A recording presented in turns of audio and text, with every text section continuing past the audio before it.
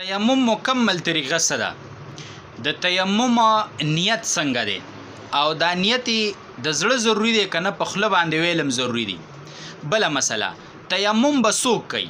څوک به تیمم کوي؟ کم کس دی چې هغه دپاره تیمم دی او کم کس دی چې د هغه دپاره تیمم نشته. ټیک شوله؟ بله مسله په تیمم کې فرض کم دي. ټیک شوله؟ دې پسې مسله د تیمم دپاره شرطونه کم دي چې که هغه شرطونه او نو تیمم به کیږي او که هغه شرطونه نو نو تیمم به نه کیږي.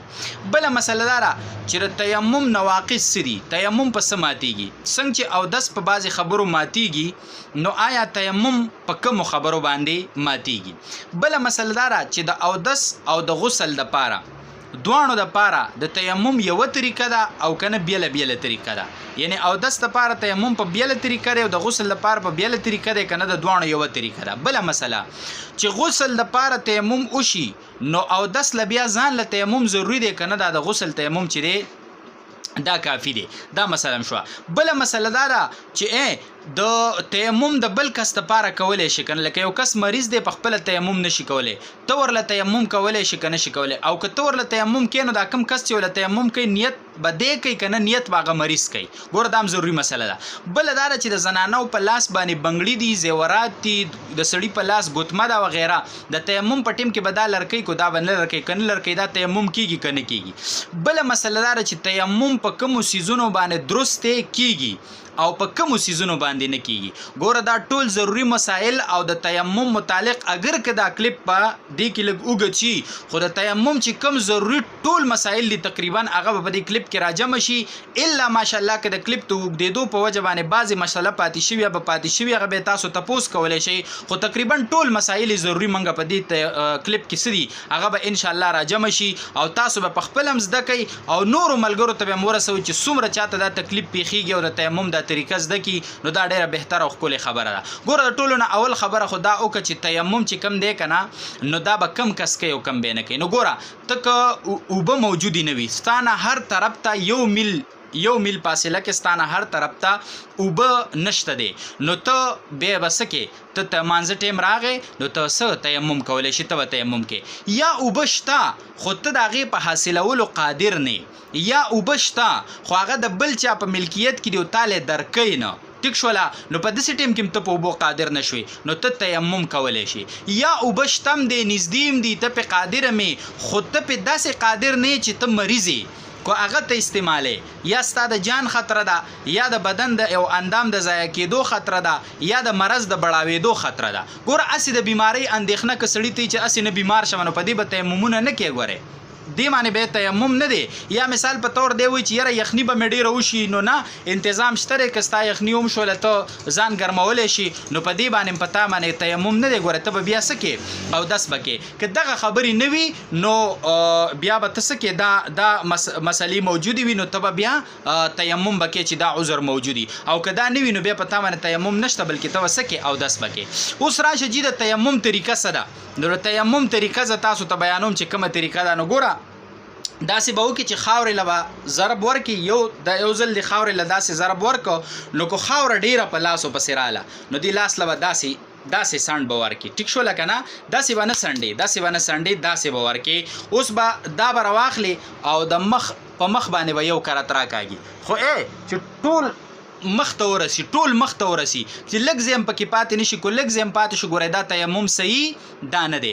دویم ضرب دی ورکه نو بیا به دا راواخلي او دا مټې چې کوم دي نو دا داسې به لاړ شي او دا به مکمل دا به داسې به دا بل مټم وکړي دا دی سنګلو پورې دا دواړه مټې او بیا د دې دا ګروتونه چې کوم دي نو دا به هم دغه کې. اوس دلته ګوره مسلې سوچ کوه که زنانه په لاس بنګړي دي یا زیورات دي یا په لاس ګوتمه ده نو دا به تیمم حالت کې لر کړي، او که لرکۍ هم نه نو دا به وخوځئ چې دا ځای ټول کور شي. که د چا په لاس ګوتمه ده او د ګوتمې د لاندې ځای پاتې شو کور نه شو نو ګوره دا تیمم ونه شو. بنګړي دي ځای پاتې شو دا تیمم ونه شو.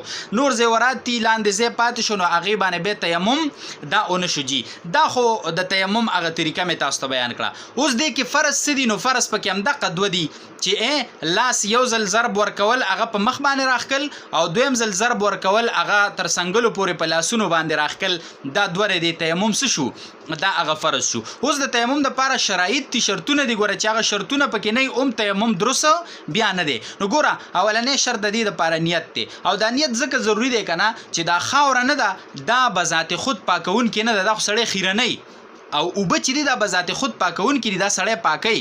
نو هلته که ته نیت وم نه کې نو اودس درست کیږي خو دلته خاوره چې کومه ده نو دلته خو دا پاکونکي نه ده دا خو سړی خیرنی خو چې ته پرې کله د پاکۍ د حاصلولو دغه کې نو بیا به دلته ته نیت کې نو نیت د دې د شرطونو نه یو شرط دا شو چې نیت به کې. دویم دا چې لاسونه څه راخکل په مخ باندې یا په تر څنګلو پورې نو دا څه شو دا دویم شرط شو.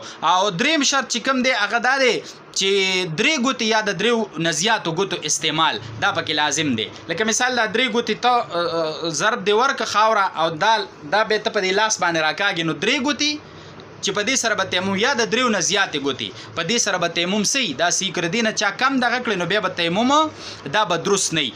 بله دا د څلورم نمبر شرط یې دا دی چې خاوره یا د خاورې د خاوره ځمکه یا د دې د جنس نه چې کوم سیزي نو په هغې باندې به څه کې تیمم به پې باندې کې. او بله دا د پنځم نمبر چې کوم سیز سره تیمم کې نو هغه به پاکي په کومه خاوره په کوم سیز باندې ته تیمم کې نو هغه به پاکي نجس به نه پلید به نه نو په هغې سره به ته تیمم کې.